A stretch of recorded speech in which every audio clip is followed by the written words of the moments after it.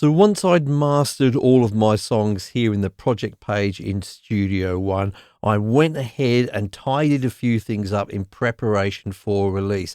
I gave each song a nice readable title, the way it would appear on an album cover, for example. I gave the EP itself a title and put the artist name, and then within each song you can see metadata about that song, the songwriter, composer, etc., and also the artwork for that song.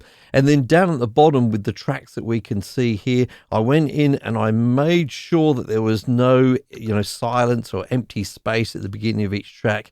There's sound right at the beginning, and if we scroll to the end of this track, we can see there's a nice fade out there, and there's a little gap before it goes into the next song. So you need to do all of these things in preparation for release of a single, an EP, or an album. So how did I go about doing all of this? Hi folks, I'm Mike, and I hope you're well. Welcome to the third episode of this mini-series about the project page in Studio One. If you've missed the first two episodes, then I highly recommend you click this little link up here and watch those first. In today's episode, we are going to be fixing up some of those songs, so let's dive in and get started.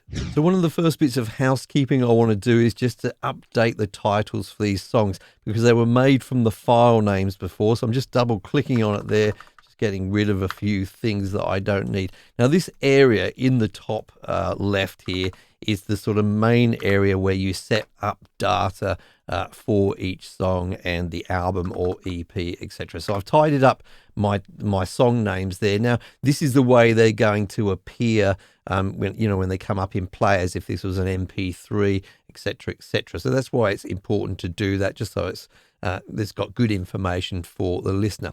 Now the other thing I want to do is set up some information about the EP itself. So where it says album up here, it's not an album, it's an EP, but it doesn't matter. We're going to put in a name there, and this EP is called Wonderland. So I've put that in there, and then I'll put my artist name in there, which is Mike Enjo. Okay. So that's the basic information there. Now, if you click on this little icon to the left of each song, it expands that song, and you can see that you can start entering information about that song. So information about the songwriter, the composer, the year it was written, etc. And you can then also put the artwork in there as well. Now, for most of us, a lot of this information is going to be the same for all of our songs if we're just a single artist. However, if this was a compilation album, then the information may be different for each song, in which case you would go through each song and fill it out. However, if you are just one single artist and a lot of that information is going to be the same, I'm just going to give you a little power tip here to save you some time. Go up to the top where it's showing the album name and the artist name. Just click on this little arrow here to expand this area. Got a similar kind of a form here for a lot of the information. So I'm going to fill out my songwriter name there, which is actually Michael Enjo. Why have I put Michael Enjo instead of Mike Enjo? I guess that's because it's my legal name. And if I was collecting royalties and things like that, I would just want to make sure that, that is my legal name. So just may be important to you to do that. I'm not sure. I'm just copying and pasting that across to the composer and arranger names there as well. We'll put in a year. We'll put in this year. It's fine. A genre. Let's just go acoustic for that. It's fine. And then I'll put in some artwork. So I'll just click on this little icon here. It brings up a file selector, and I'll select my album artwork there.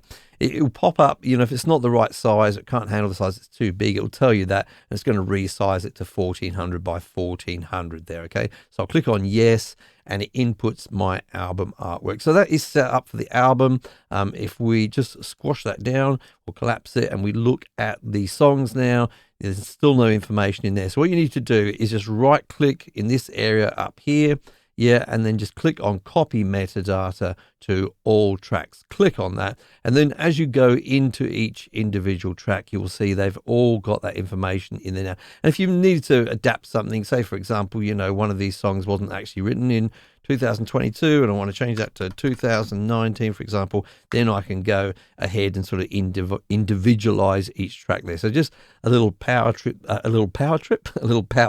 there for your metadata.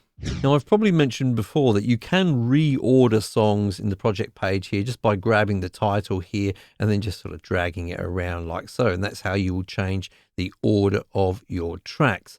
Now, you can also do it in the bottom of the waveform view here. If you look above each waveform for each song, you can see that there's a sort of a bar here above. If you just grab in the middle of that, you can drag and then move that to a different position and change the order of the songs in that way as well. Now, the one thing you can't do in the top left is sort of create overlaps. You would do that in the bottom portion of the screen here.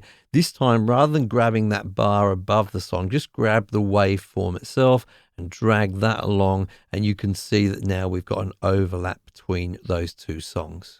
So a couple of things happen when we imported our tracks initially. We can see the waveforms at the bottom, and of course any silence that was in the export is still there in the waveform. So we can see at the end of the first track here, for example, there's quite a big gap there. So we'll be wanting to get rid of things like the silence at the beginning and ends of tracks. Now, another thing happened when we imported them. If I just go to a gap here between two of our songs, I'll zoom in and you can see that Studio One automatically put a little bit of space in between our tracks. Just important to note that. And we can see there that there's the end of this track here and there's the beginning of this track here. Let's differentiate between tracks, which I'm talking about the sort of top bar here. That's the beginning of that track, and waveforms, which are a little bit different. The waveform is within the track.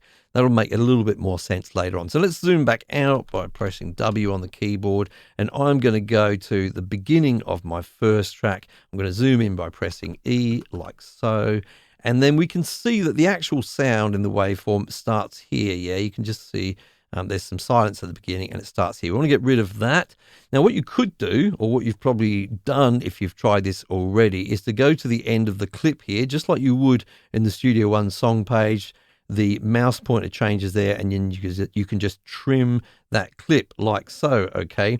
The problem is the track still starts here, so this is just silence, and that's not very useful, not often what you want. So let's undo that, and I'll give you a little power shortcut here, because your Alt key, or your Option key if you're on your Mac, is your biggest friend here. I'm going to hold the Alt key on my keyboard, and I'm going to do the same again. I'm just going to trim that track, yeah? I'll just drag over like so to where the waveform begins. But when I release, bang, it automatically moves to the beginning of the track. I'll zoom out again by pressing W on the keyboard a few times, and we will go to the gap in between the first and the second song and zoom in with the E, and you can see that it also sort of moved all the other tracks along when we did that. It was out of shot at the time. So let's just zoom in a little bit more, and I just want to get rid of this kind of silence at the end here. Again, I'm going to hold down the Alt key so that when we have actually trimmed our track, or as we trim our track,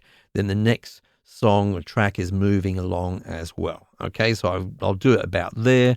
And what I actually want to do is create a fade in, or fade out, I should say. So I'm going to go to the top of the waveform here, just to the top right. You can see a little white triangle. I'm just going to drag out like so, and that creates a fade out. And you can see in the middle of that line there's a little dot here. I'm just going to drag that so I can create a curved fade out as well. So now we've just got a nice fade out with that track, and there's a little gap, and the next one begins. Except with this one again, of course, there is this gap here in the waveform. So I would hold Alt and I would drag across like so and release, and that tidies that up.